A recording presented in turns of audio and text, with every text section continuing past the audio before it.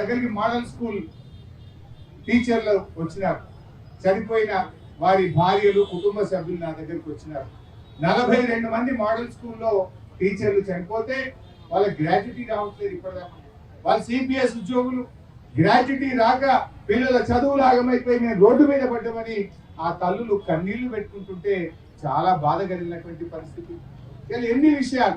సర్వశిక్ష అభియాన్ ఉద్యోగులు ఏం చెప్పిన వాళ్ళకు, ఛాయ్ తాగినంత సేపట్లో నేను పర్మనెంట్ చేస్తా అని ఇదే వరంగల్లో ఏకశిలా పార్క్ ముందు రేవంత్ రెడ్డి మాట ఇచ్చినాడు. మరి ఇలా సర్వశిక్ష అభియాన్ ఉద్యోగులకు ఈ రోజు వరకు రెగ్యులరైజ్ కాదు కదా, సెక్రటరియట్ లోకి అపాయింట్మెంట్ కూడా దొరికినటువంటి పరిస్థితి ఇవాళ సర్వశిక్ష అభియాన్ ఉద్యోగుల పరిస్థితి ఉన్నది. ఆనాడు అంగన్వాడీలను కేసీఆర్ గారు ప్రగతి భవన్ కు పిలిచి కడుపు నిండా అన్నం పెట్టి మీకేం కావాలి చెల్లెమ్మ అని వేతనాలు పెంచిండు ఆనాడు కేసీఆర్ గారు.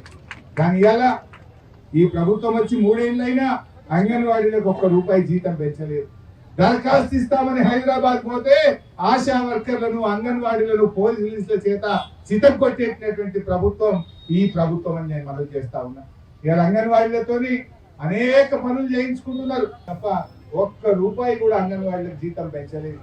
మినీ అంగన్వాడీలను అప్గ్రేడ్ అన్నారు, అంగన్వాడీలకు రిటైర్మెంట్ స్కీమ్ చేస్తామన్నారు, జీవో అయితే ఇచ్చిండ్రు, అసెంబ్లీలో మాట ఇచ్చింది. కానీ ఇవాళ వరకు రాష్ట్రంలో ఒక్క అంగన్వాడీ టీచర్ కూడా రిటైర్మెంట్ బెనిఫిట్ అందిన పరిస్థితి లేదు. 2 లక్షలు ఇస్తామన్న రిటైర్మెంట్ బెనిఫిట్ ఏ ఒక్క అంగన్వాడీ టీచర్ కూడా రిటైర్మెంట్ బెనిఫిట్ ఆయాకు రావట్లేదు, టీచర్ కు రావట్లేదు. జీతాలు పెంచింది లేదు కానీ పని భారం అయితే పెంచినటువంటి పరిస్థితి ఉన్నది. ముఖ్యంగా మా టీఎన్జిఓ ఇవాళ యూనియన్ నాయకులను బెదిరిస్తా ఉన్నారు. టీఎన్జిఓ యూనియన్ రాష్ట్ర నాయకత్వం ఎవరైనా మాట్లాడితే విజిలెన్స్ కేసు, ఏసీబీ కేసు, పోలీసులను పెట్టి ఇలా ఉద్యోగ సంఘాల నాయకులను రేవంత్ రెడ్డి బ్లాక్ మెయిల్ చేస్తున్నాడు, బెదిరింపులకు పాల్పడతా ఉన్నాడు. రేవంత్ రెడ్డి నువ్వు నాయకుల్ని బెదిరిస్తావు కావచ్చు, ఇన్ని వేల మంది ఉద్యోగులను బెదిరిస్తావా? ఇన్ని వేల మంది ఉపాధ్యాయులను బ్లాక్ మెయిల్ చేస్తావా? అయినా ఉద్యోగంతో పెట్టుకున్నాడు, ఎవడు పోగు వేయలేదు. చంద్రబాబు నాయుడు అప్పటి నుంచి చూసినాం మనం. ఉద్యోగులతో పెట్టుకుంటే నిన్ను శంకరగిరి మాన్యాలు పంపిస్తారు మిస్టర్ రేవంత్ రెడ్డి. ఒక్కడి గుర్తు పెట్టుకో, ఉపాధ్యాయ ఉద్యోగంతో పెట్టుకున్నాడు ఎవడు ఇవాటి వరకు పోగు పోయలే.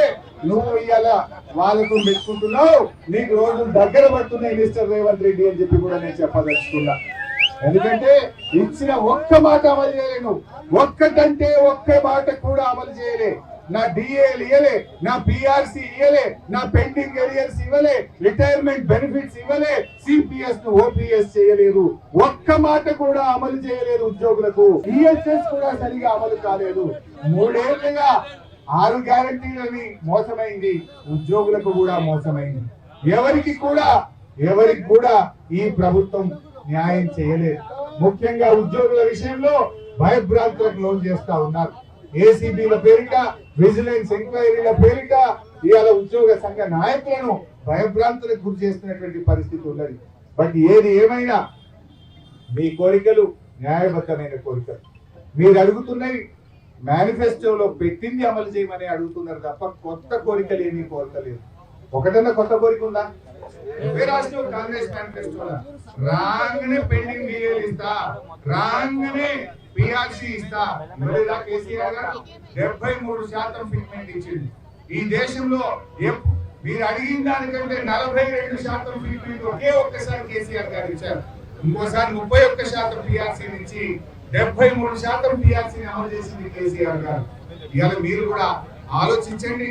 మెరుగైన పిఆర్సీ కోసం, ఓపీఎస్ అమలు కోసం, పెండింగ్ బకాయిల విడుదల కోసం, పిఆర్సీ కోసం అందరం కలిసి పోరాడండి. రేపు 7వ తారీఖు అసెంబ్లీ కూడా స్టార్ట్ అవుతుంది.